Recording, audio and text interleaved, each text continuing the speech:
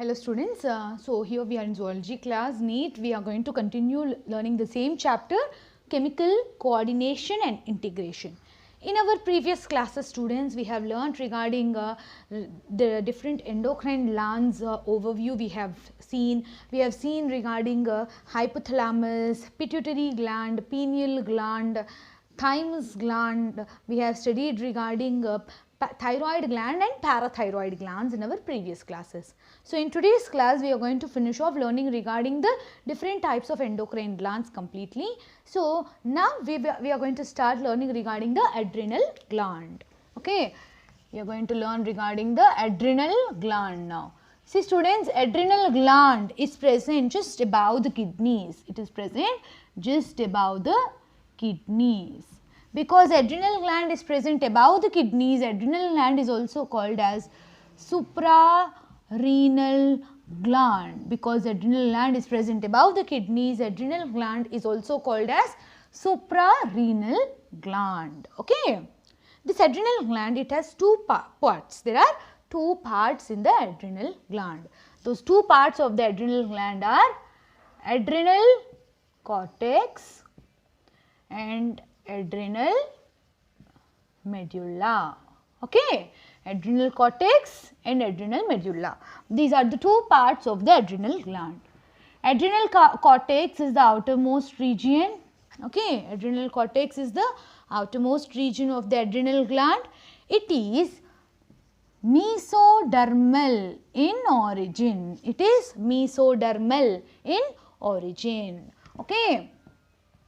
Adrenal medulla is the inner part of the adrenal gland and it is ectodermal in origin. It is ectodermal in origin. Okay. So, these are the two main parts of the adrenal gland, adrenal cortex and adrenal medulla.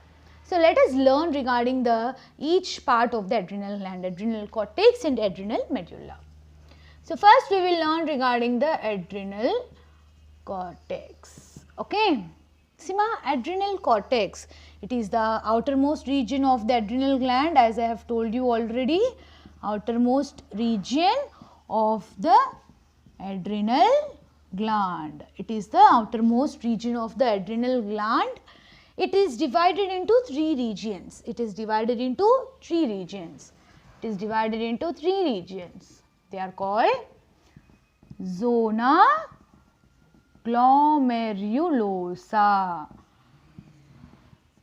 zona fascicularis, zona reticularis. Okay. Zona fasciculata, sorry ma, zona glomerulosa, zona fasciculata, zona reticularis. These are the three regions of the adrenal cortex. Zona glomerulosa, zona fasciculata, zona reticularis. Okay. So, students, these are the three regions of the adrenal cortex. Okay. So, students, now let us learn regarding the hormones produced by each of these three regions. First, we will start with zona glomerulosa.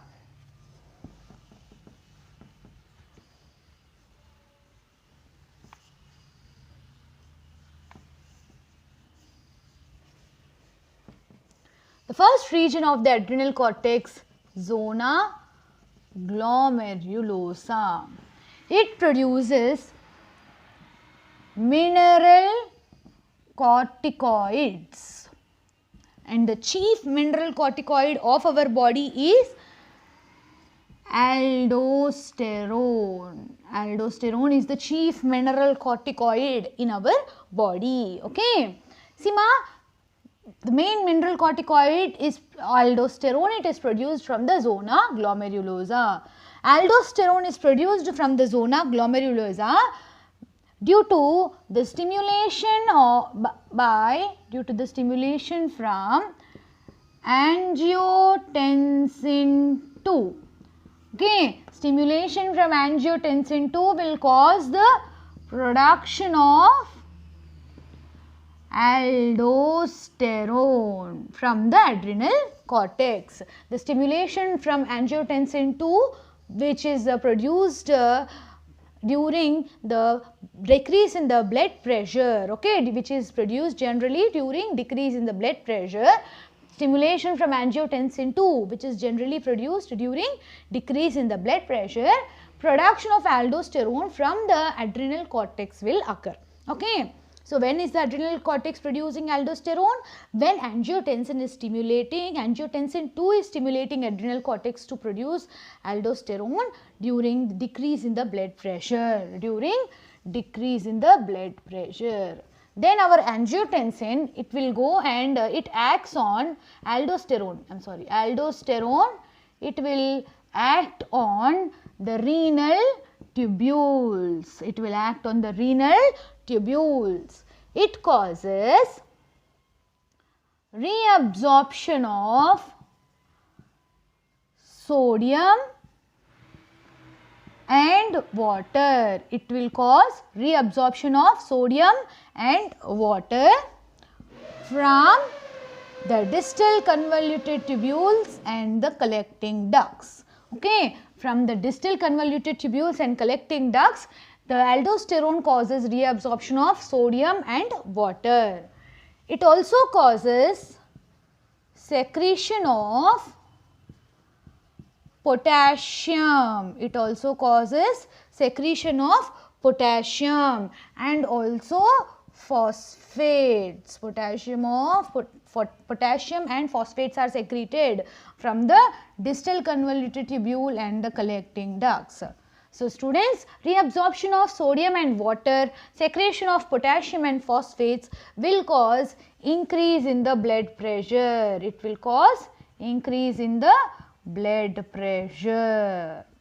Okay. Angiotensin 2 is stimulating production of aldosterone when the blood pressure is falling down.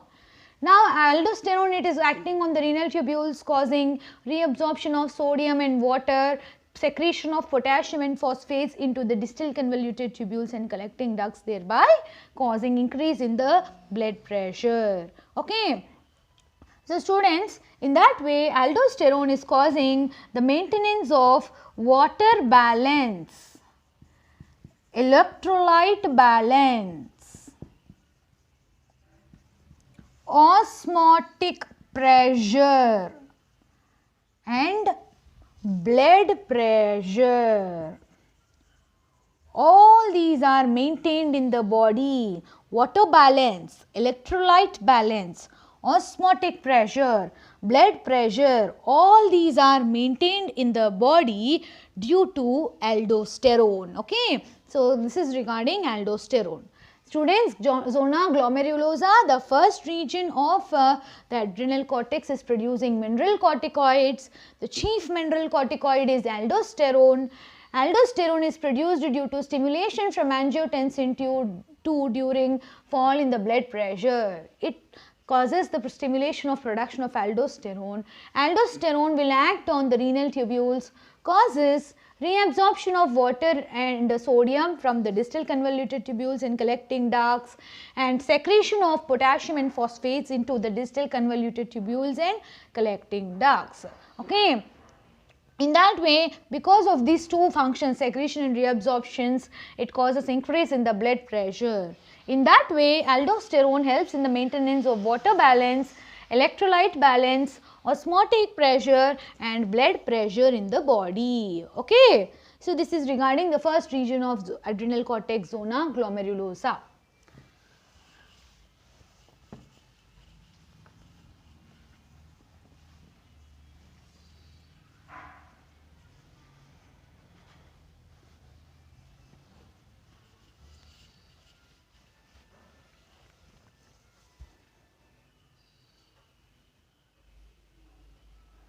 So, students, the next region is, the second region of the adrenal cortex is zona fasciculata. Okay. Zona fasciculata is the second region of the adrenal cortex. It produces glucocorticoids.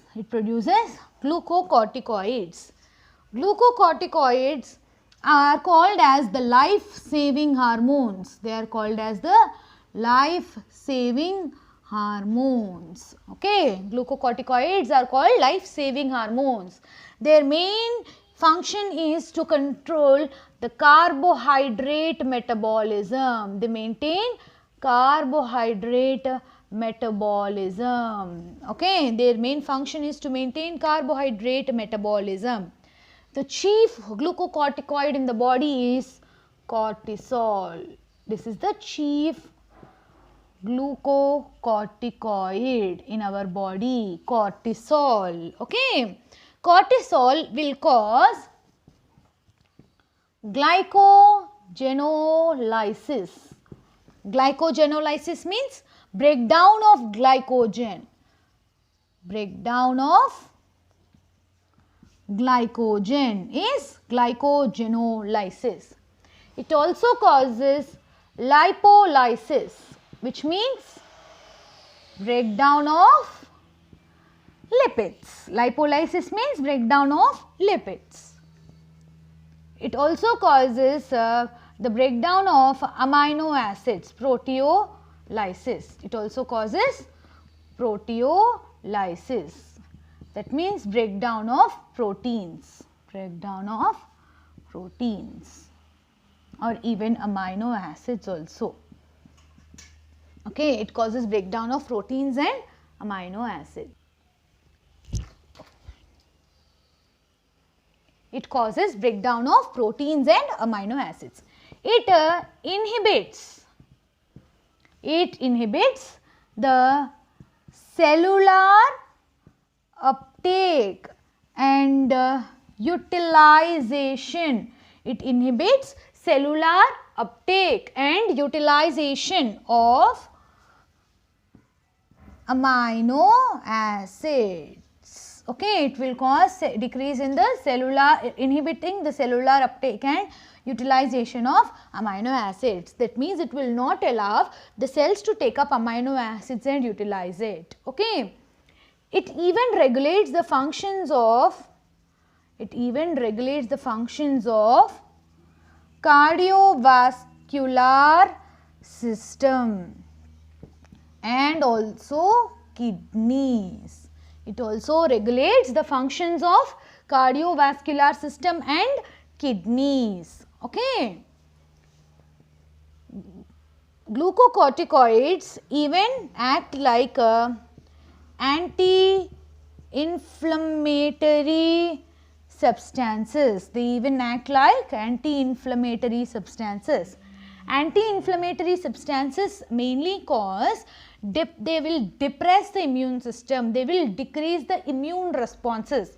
Anti-inflammatory substances, they will generally suppress immune responses. Anti-inflammatory substances, they will generally suppress immune responses. Anti-inflammatory substances, they will generally suppress immune responses. Okay, that means they will decrease the immune responses in our body, and this anti-inflammatory nature of the glucocorticoids is very much important during transplantations of organs or tissues. This anti-inflammatory nature of glucocorticoids is important during transplantation of organs or tissues. At that time, this anti-inflammatory nature of glucocorticoids will be very important.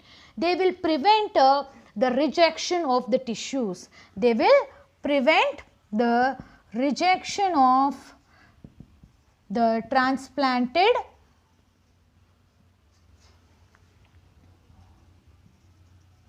tissue or organ.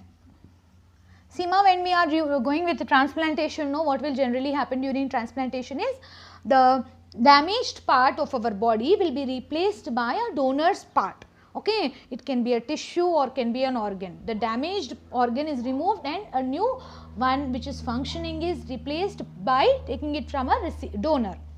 So what happens is there might be some rejection by our body. Our body's immune system, it will identify that transplanted organ to be foreign and it will try to remove it out of our body. At that time, if our body is working opposite to that organ which we need, then it may cause harm to the body. That is why at that time during transplantation, in order to make our body receive that organ, immune responses should be suppressed at that time.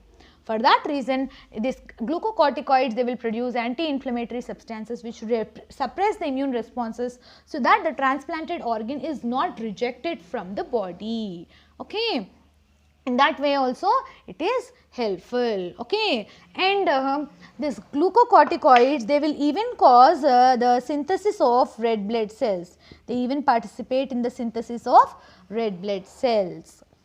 And finally, these glucocorticoids, they are called as stress combat hormone. Particularly the cortisol is called as stress combat hormone. That means it is used to withstand the stress in the body. It is called stress combat hormone, cortisol. Okay. So, students, this is regarding the glucocorticoids produced from zona fasciculata. Zona fasciculata produces glucocorticoids. They are called as the life saving hormones. They mainly just